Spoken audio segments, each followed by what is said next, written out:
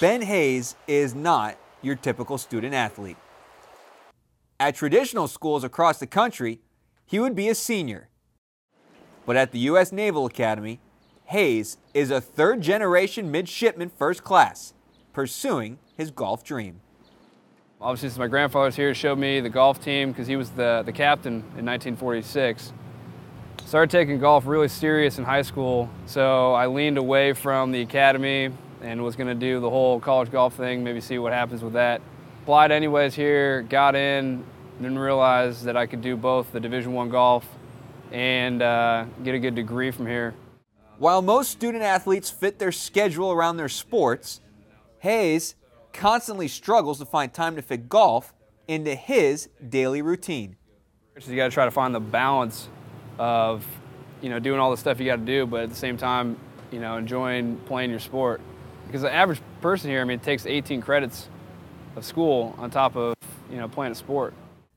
When you think of Navy athletes, you think of Roger Staubach, David Robinson, and golfer Billy Hurley. But even they had to put in the time commitment both in school and in the service for their country.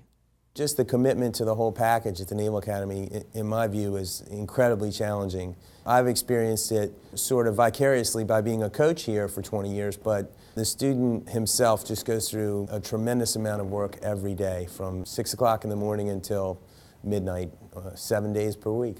Being able to talk to a lot of the college golfers and tournaments we play in, I like to ask them, how many credits you take in, what's your daily, what time you get up. And most of them are like, I usually get up at 9, or may have workouts once or twice a week, but we're taking 18 credits up at 6:30 every morning, still trying to get better at our sport. And I think that's probably the biggest part, is the amount of workload that we do on a daily basis.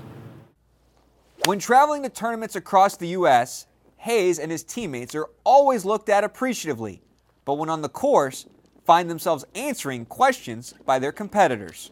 I've talked to kids in tournaments, and they're like, oh, you guys just marching around and shooting rifles all day? I'm like, no, we go to class like a normal college kids, taking 18 credits, but then we're trying to play golf on the set, on the side. So that's kind of a big misconception. They think that, we wear the uniform. They think that we're constantly, even though we are training, but we're not training like they think we're training.